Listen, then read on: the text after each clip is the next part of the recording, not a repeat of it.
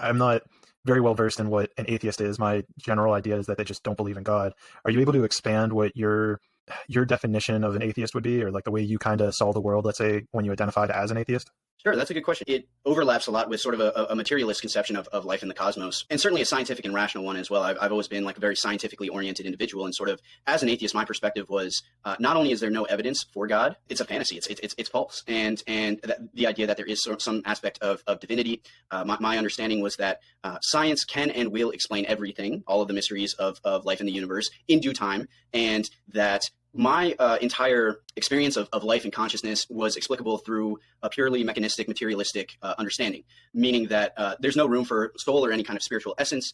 My experience of consciousness itself is sort of the byproduct and an emergent property or epiphenomenon of the complex interaction of neurons in the brain. And there's nothing more to what I am than this physical body.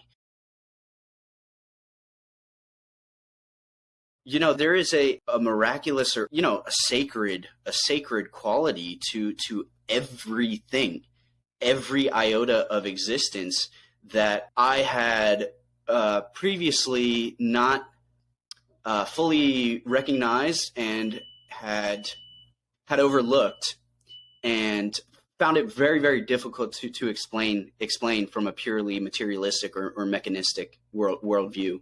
And so whenever you felt that shift a little bit, right, did you feel like it was a piece that you needed to somehow integrate into your current kind of belief system of atheism? Like, was there something in your previous line of thinking that you were like, oh, I need to update this? Yeah, that's a really good question. I mean, part of it was that, you know, talking about beliefs and our sort of core beliefs and system of beliefs that then determine in a large way how we experience and perceive the world. In my previous frame of understanding, beliefs actually really had no relevance or no place, because in the quest for truth, what value does a belief offer to me? But in that experience, I recognized, I guess atheism in itself is a belief. There's no proof whatsoever of there being no divinity. That's an unprovable assertion. So I think it moved me more towards agnosticism, where it was like, I'm now open to possibilities because I don't know. I don't know. One of the really amazing things about the psychedelic experience is that it and this has been demonstrated in sort of the scientific research.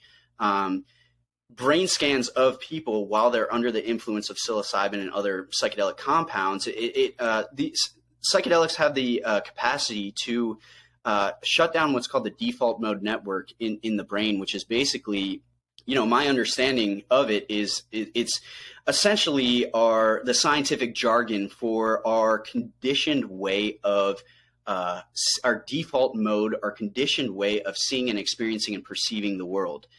In the psychedelic space, it has this amazing capacity to essentially shut that part of the brain off or turn down the volume on that. So there's more lateral thinking. There's actually more, interconnection and communication between different parts of the brain.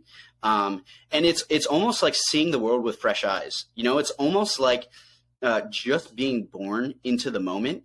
If you strip away all of your, past conditioning, my name is Jonas and I have these beliefs and I'm this kind of person and the world is this kind of way.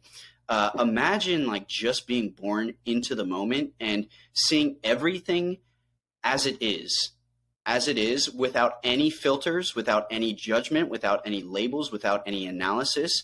This is a really, really interesting experience because, I mean, how could it not all appear as mysterious and miraculous from that vantage point?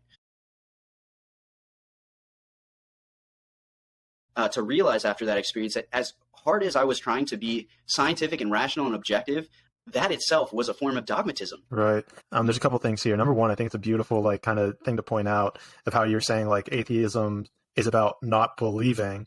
And yet to hold the idea of atheism is almost a belief within itself. It's the belief of not believing, which is pretty fascinating. Right. And maybe if you have friends and you're listening, don't point that out to an atheist because you might not have a friend afterwards.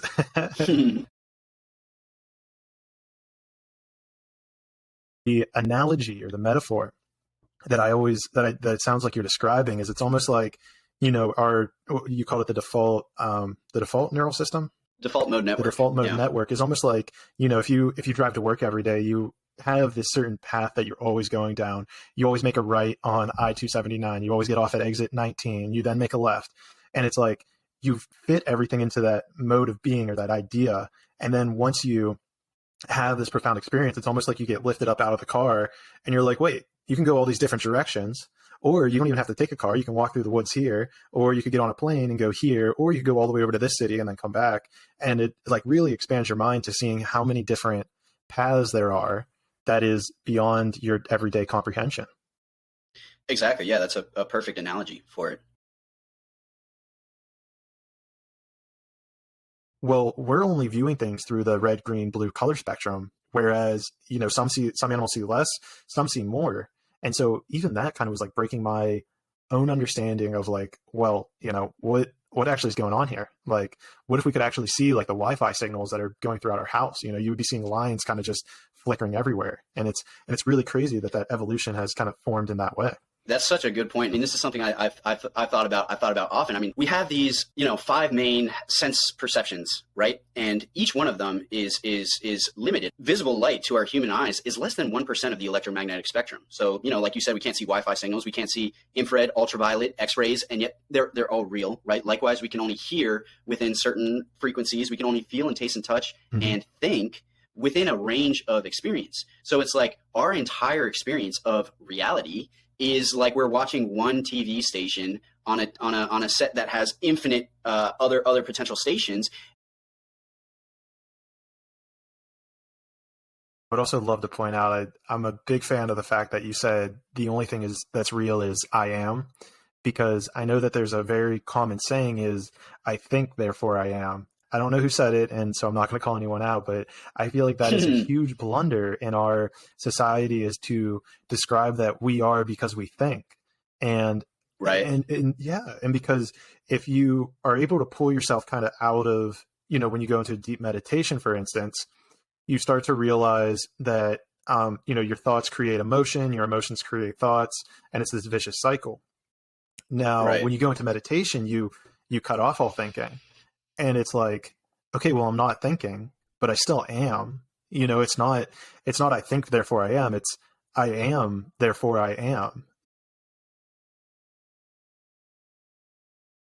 Had this memory of when I was like 7 years old and this thing happened. I haven't thought about that in 40 years. It's almost like it bubbles up to the surface. And again, that's absolutely, it's possible to get there with talk therapy. But the therapy, I mean, it's much lengthier, and you have to be a highly skilled practitioner to do that, because you have to navigate all these person's unconscious defenses, unconscious resistance, high levels of anxiety to even get to that core material, right? It all just kind of happens. A lot of times, it all just kind of happens organically in the psychedelic process.